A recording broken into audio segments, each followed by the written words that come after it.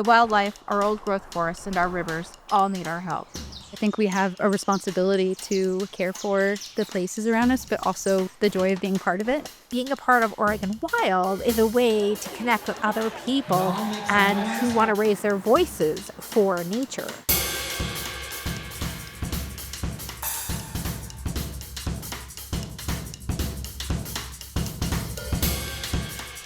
My name's Renee Espinel, and I am an advocate for wildlife and wild lands and wild places.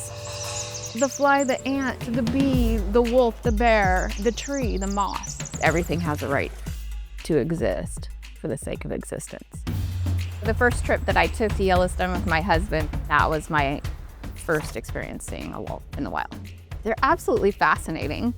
Seeing wild wolves really was when I started getting more involved with wildlife advocacy. I just felt like they were the ones that needed the biggest voice in the room. We were introduced to Oregon Wild's Wild Ones. It's a wonderful program to develop your advocacy. I didn't think that I could talk to a senator or challenge anybody that was a politician, because who am I, right? Oregon Wild's Wild Ones really gives you the skills and empowers you and builds your confidence to be able to be a voice at that table. I've probably written hundreds of letters to commissioners, newspapers, legislators. Writing those letters, it's given me hope.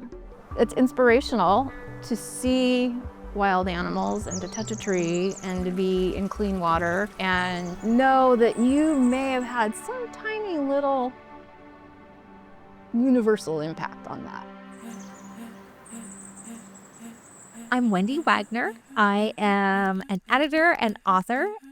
I write science fiction, fantasy, and mostly horror novels.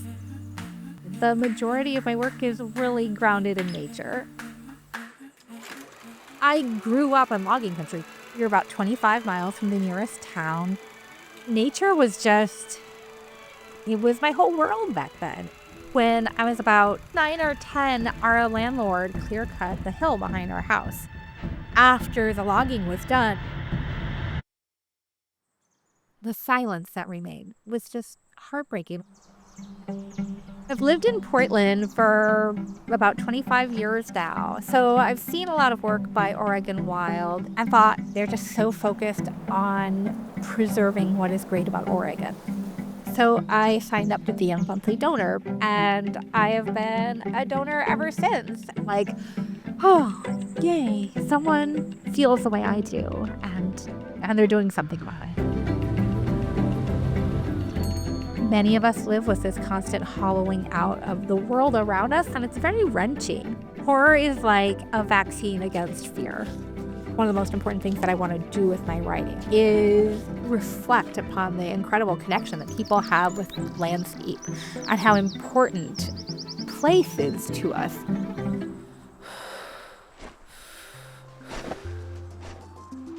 I'm Suze Ware, and I'm an illustrator, writer, and advocate. And I love using creativity as a transformational force for good. I love creating art about wildlife. That was kind of the starting point of seeing art as something that could be part of advocacy, just trying to unpack environmental concepts through the illustrations that I was creating.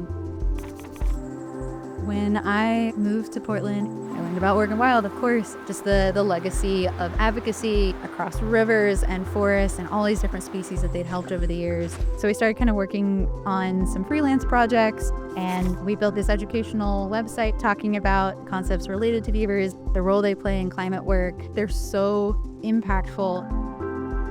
When you complete an illustration, it's very satisfying when you really can see everything like connecting together. It's like you get to experience whatever thing inspired you in the first place all over again.